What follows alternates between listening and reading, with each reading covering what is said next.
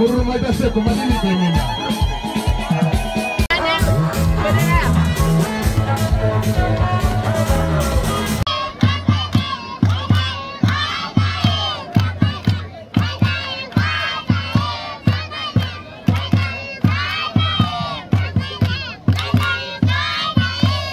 Vana baba nana mai vasharuka vari pano munoziva anonzi makoto kana voita zviro zvavo kuti mvura inaye atinoita pamurombo izvi inonzi is it mande from masvingo vanopfeka black and white. Black ndo inowanda, white inozoita shoma.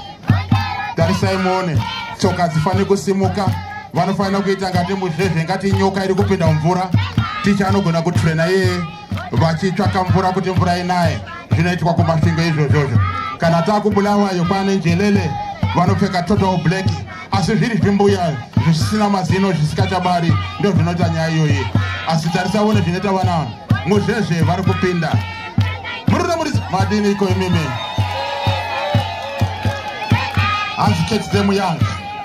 Vari kutotamba kudarika vandakaona West Primary vechitamba by far.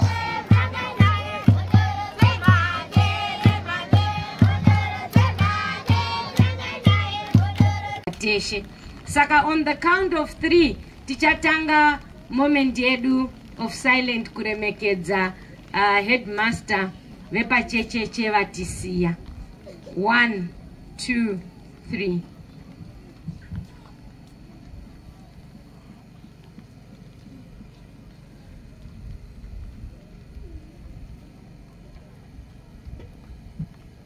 It is, thank you. Ichi chindokumbira kuti nditaure ndiri apa hapo mundisiro panoda chitaura chekupukuta. Kana Zambia ndiende pashi pandinooneka ngemunhu. Chichinorwadza chichinorwadza chichinosimbisa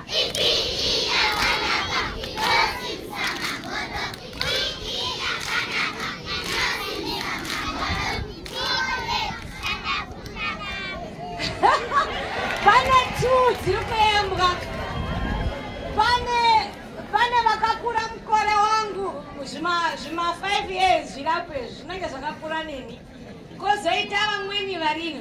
Saka pane vari kuti PE, 1 leg shadabu, another leg shadabu, all legs shadabu.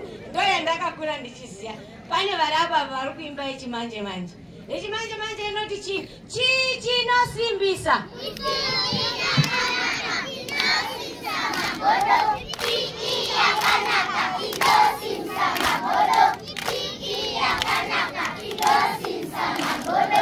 Nice, beautiful.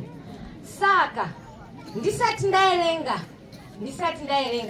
ndoda mwana umwe wakangwarira une 7 years. Ndiani une 7 years? Ya iwewe uya unono watu wakangwara handiti? Ya uya unono musikana ere kana kuti mukomana? Ndoda chikomana chakangwarira futi chine 7 years. Uya unono iwewe watu wakangwarira handiti? Uya rumba. Right. Ndoda kuti muri panapa mundironzere kuti kurumba chini chakanakire kurumba. Iwe chaunozwa kubato ndokurumba ngeiwe uya korumba iwe newewo handiti? Saka unobhuye zita rako, unoziya zita rako handiti? Modaidzisa mwebhuye kuti chini ngendaa yemwe uya panapa? Tinoyekomhanya tisimbe. Okay, kurumba kunomusimbisa.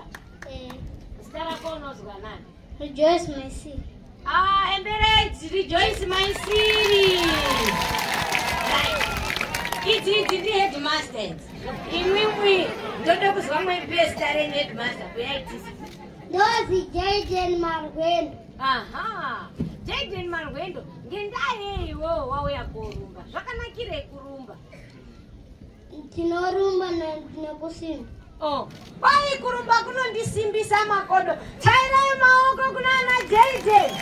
Vapei mabhiskiti ana JJ vapei.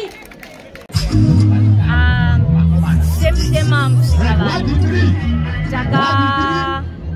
Takaita kuti tiite chiitiko ichi kuorganize. Kuti tiite chiitiko ichi che-ECD sporting. Tichachita every year.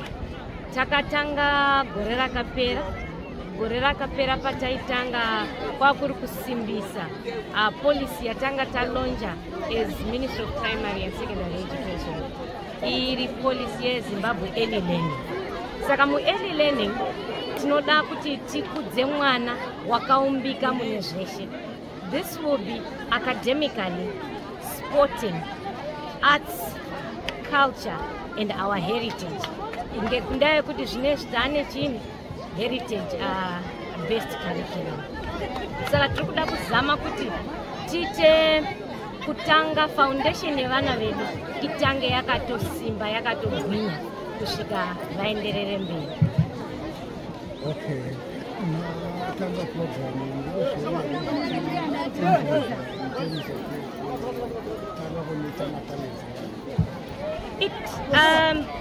It actually has improved since from last year. Attendance yawedzera, vanhu vari kutoda vawedzera. Tazvitanga mumutema Musikalani, asi nhasi organizing committee yatotanga kuti ngatiite seChipinge as a whole. Saka next year tinenge takutomaita ari Chipinge as a whole. This year and the last year tangomaita ari zonal mumutema Musikalani kuimplementa ngekuti chiro chichatanga kuiswa vanochigashira mbichana. Saka mutema Musikalani tisu takatanga kugamuchira chirongwa ichi chechildhood early learning sporting, asi gore rinouya takutoita ari eChipinge district. Ndinoda kukurudzira yaamho kune munhu weshe muZimbabwe, and also us as a ministry primary and secondary education takabatana neMinistry of Sport kuti early learning childhood sporting titotanga nayo pafoundational learning yedu yatikuita. Zvinosimbisa vana vedu. You will never know kuti mwana muupenyu hwake unozoite. Vana can make a whole career out of sporting. Sport inobatsirazve kuti vana, it builds their resilience, build a character, encourage a teamwork, kushandira pamwe, kubatana kwevana, character yemunhu. Inoitazve kuti itibatsire kuti mwana kana akatokura achitoziya kuti ndinombodonha asi ndinozosumuka. Ndo zvakangoita sport. So zvinovapa kuti mukurarama kwake chero munhu akasangana ne-any hardship anoziya kuti it's a phase, inodarika, asi anenge atotrainwa through sporting yatiri kuita yonai kuti nyamashi unoita number 1, mangwani unoita tsiyo, mangwani unokwanisa kuwina, mangwani unokwanisa kutsiya. Saka ndizvo zvatiri kuti sport yakatinakira pakuti inobatsira vana vedu. Inoitwa mai mashawa kana kuti ndiri kombo. Ndafara ngezvaizwa pano zuva ranhasi. Chiitiko chakadai chakanaka ngokuti vana veshe vaiuya pano amweni havarumbi havadini asi vadzidze zvakawanda mukuona. Saka isu vabereki ngatifarire kuti nomutambo tione vana veshienda zvinodakadze mwana weshe.